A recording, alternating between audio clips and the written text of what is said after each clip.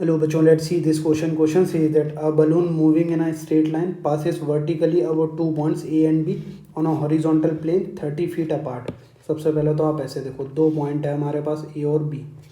ये एक point A है बच्चों हमारे पास और ये एक पॉइंट है B. और इन दोनों के बीच का जो डिस्टेंस है वो हमारे पास कितना है बच्चों, 300. ये 30 की जगह 300 है. वैन अबव ए, मतलब वो जब बलून A के ऊपर है तब when above A it has an altitude of 45 degree as seen from B. मतलब जब वो पॉइंट ए के ऊपर है तो सपोज़ कुछ इस तरीके से था. जस्ट अ मिनट बच्चों, पॉइंट ए के ऊपर जब वो है मतलब कुछ यहाँ पे है तो ये पॉइंट को आप पी कंसीडर कर लो और ये एंगल 90 डिग्री. तो पॉइंट बी से वो कितना एंगल बना रहा है, 45 डिग्री. फिर क्या बोला जा रहा है कि जब वो when above B it has an altitude of 30 degree as seen from A, मतलब बी के ऊपर है वो, मतलब कुछ इस तरीके से है हमारे पास. तो ये एंगल कितना बन रहा है बच्चों हमारे पास, 30 डिग्री. अब हमसे क्या बोला जा रहा है, the distance of B from the point C where it will touch the plane is not equal to. सबसे पहले तो नॉट इक्वल टू बताना है हमें, मतलब हमसे कौन सा डिस्टेंस पूछा जा रहा है. ये बलून यहाँ पे था, मतलब पहले पी पे था फिर वो नीचे आ गया, तो मतलब वो जब ग्राउंड पे जाएगा तो हमें ये डिस्टेंस निकालना है. मतलब कौन सी डिस्टेंस निकालनी है, अगर हम रफली देखें बच्चों यहाँ पे तो हमें बेसिकली कुछ इस तरीके की जो डिस्टेंस है, इसको थोड़ा सा आप छोटा कर लो यहाँ पे. जस्ट अ मिनट बच्चों, ये जो पॉइंट बी पे यहाँ पे ये जो एंगल था वो 30 डिग्री बन रहा था हमसे. अब ये जो डिस्टेंस है ये हमसे पूछी जा रही है बेसिकली. ये पॉइंट हो गया सी. तो हमें बेसिकली यहाँ पे कौन सा डिस्टेंस निकालना है बच्चों, हमें बी सी डिस्टेंस निकालना है. अब आप ऐसे देखो, ये हमारे पास ए बी सी डी हो गया और हमारे पास बस इतना ही रहने दो आप. ये बी डी डिस्टेंस को अगर हमने एच कंसीडर कर लिया तो ये एच हो गया, ये हमारे पास ई हो गया, ये एक्स डिस्टेंस हो गया और ये हो गया हमारे पास वाई. अब आप ऐसे देखो, ये एंगल कितना है, 90. अब एक तो हमारे पास यहाँ पे तरीके देखो, अगर हमसे हाइट एच पूछी जा रही होती है, हमसे एक्स पूछा जा रहा होता, तब तो हम यहाँ पे 10 अप्लाई करते, बट हमसे ये बी सी डिस्टेंस पूछी जा रही है.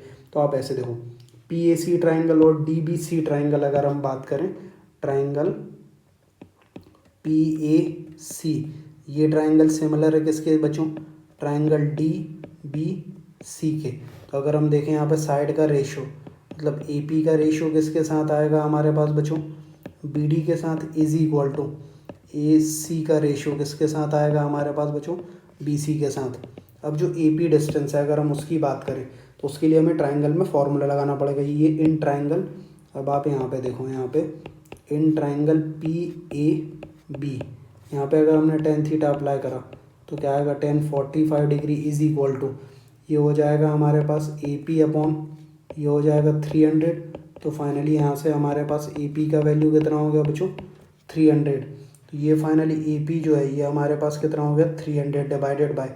अब ये बी डी डिस्टेंस और निकालनी है, तो वो देखो आप यहाँ पे बी डी डिस्टेंस के लिए इन ट्राइंगल अगर हम देखें तो बी डी ए में, in triangle B D A, तो यहाँ से हमारे पास क्या आएगा वो देखो आप कि 1030 degree is equal to h divided by 300.